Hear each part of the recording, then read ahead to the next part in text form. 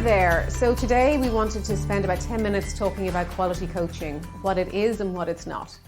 So in our model, the PSG model of quality coaching, it's really simple that we have coach at the bottom, then process, and then the competencies. And that whole model sets up the framework for quality coaching. But over the last 3 or 4 years, we found we really need to evolve this model. Evolve it to allow for more of the person who will become the coach who delivers the process and the competencies to the client to really show through their strength into the coaching relationship. So the purpose of today is to really look at self in that model. Self being you, yourself as a coach, who is in the role of coach all the way through the process, all the way through the skills, all the way to your client's experience. And we found when we looked around over the last few years that self was really missing in a lot of the models that are out there for coaching. The piece that is you, the heart of you and the strength of you showing up in that coaching relationships is the difference that makes the strength of the client experience as powerful as it can be. So we like to use the analogy of driving a car. You can be really skilled at understanding how a car works. You can understand the engine, you can understand the gears, you can understand how you fill the petrol tank with fuel, and away you go. But you can be a really bad driver. Have you met them? I have. So you can learn the skills, you can learn your competencies, and to a very high standard, and we would want you to do that. You can learn the process and understand the flow your client needs to go through from stage 1 to stage 7. We use the 7 stages in PSG, or just understand where they are in the process, really important. You can understand what the role of coach is. It shouldn't be counselling, it shouldn't be consulting, you shouldn't be parenting, you shouldn't be friending, you should be coaching, really important. But before all of that becomes you, yourself. And that self is the art and science of coaching. And what makes our quality coaching different is actually if we've sandwiched it and we've changed it, as we do at most things at PSG, and we like to consider it as art, science, art. So not just the art and the science, but the art is you, yourself, being the coach, that person that is you, the strength of you, the understanding of you, the being of you. The science are all the techniques and the skills and the processes and the models that keep showing up different. And the art at the end of that piece is your client. So before your client gets any coaching, there's a lot of work to be done around the skills and the techniques and the science. And before that science should be in play, before the driver is allowed on the road and take passengers, there should be work done on the self piece. So what's behind the self? Let's take a bit of time to dive a bit deeper on the self piece. And we've spent a lot of time at PSG really working on the different elements we need to consider in self when you want to be a coach and what should be strong. And when we get a lot of coaches coming back for mentoring and for supervision and for coaching, it's not the process that they need a lot of work on. It's not the techniques they need a lot of work on. It's themselves that they need some work on. And that's why supervision is so important. And that's what quality coaches do differently. They consider themselves, the strength of themselves. And if they're feeling a bit weak, if they're feeling that they can't flex to their clients or they don't know how to manage certain agendas, they step away. They do some work on themselves. They come to maybe a QCC event, or they go and get coaching, or they get mentoring, or they get supervision, but they don't leave it as, I know the skills, so I know coaching. So when we look at the being behind self, we have some really simple techniques we use. And in fact, we use being as a model for looking at self, really simple way of doing it. So when you break being down, the B piece in being, it stands for braving up, B for braving up. And you have to brave up sometimes to really look inside yourself. You have to brave up to know this isn't working as well as I thought it was. You have to brave up to know I'm not having a really good time here anymore. I'm not sure these are the sort of clients that I want to work with. I'm not sure I'm at my strongest. I'm not sure how to recover from this mood I'm in, from this patch I'm in where my doubt is kicking in all the time. So the B in being is to brave up and face up to the inside and go and reach out to someone else and say, can you help me with this? What do I need that will help me feel strong again in my coaching, in my quality coaching? How can I be my full self in order to be a coach to deliver the process and the competencies to my client? So what they don't do is hide their being and just think that if I step into the coach role, I'll have enough. They step back and they really brave up and look at themselves. And we know how challenging that can be, and that's why B is for brave.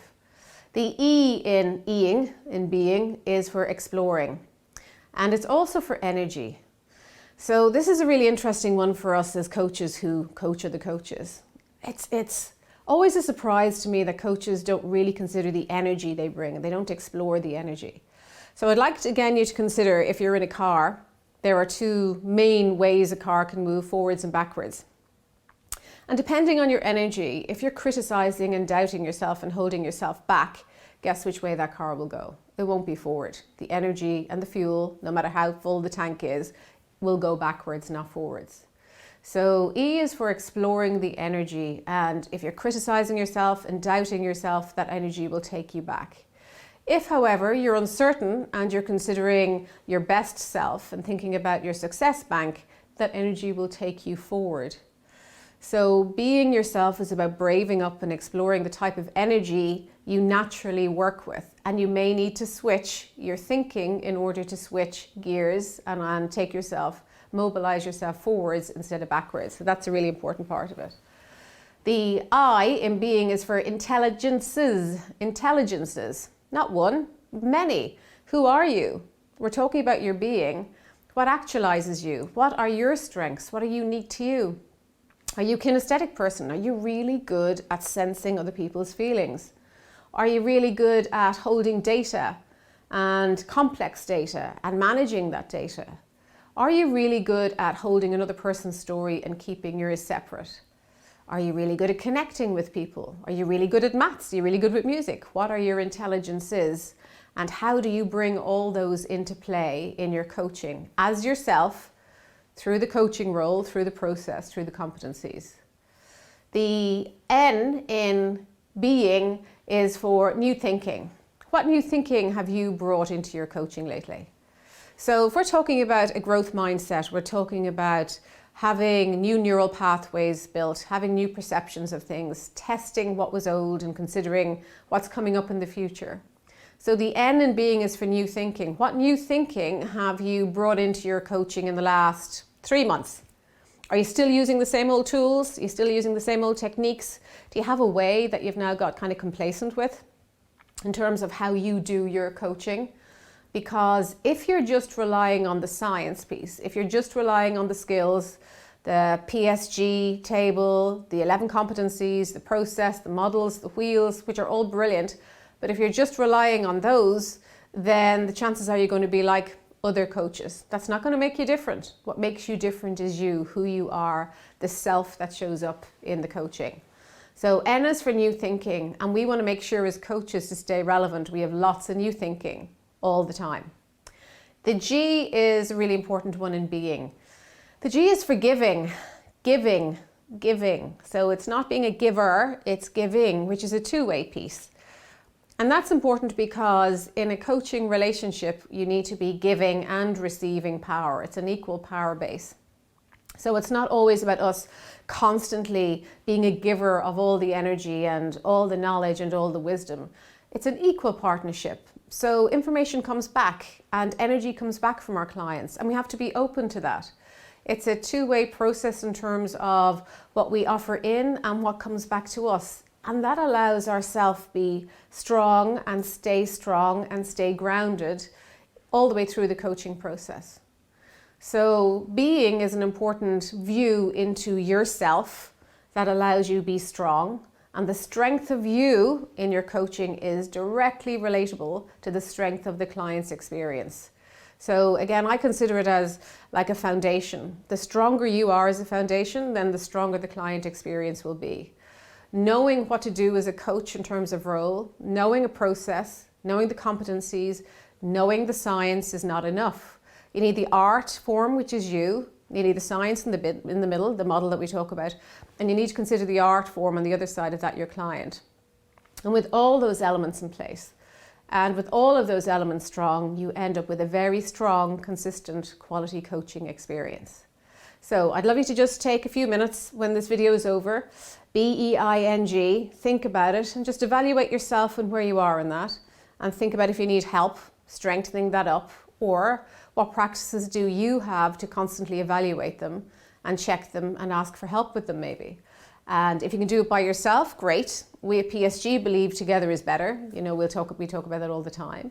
So feel free to show up at one of our live events. The information is always online, and maybe we can help you be a stronger being for yourself and for your coaching. Thanks for listening, and I'll see you soon.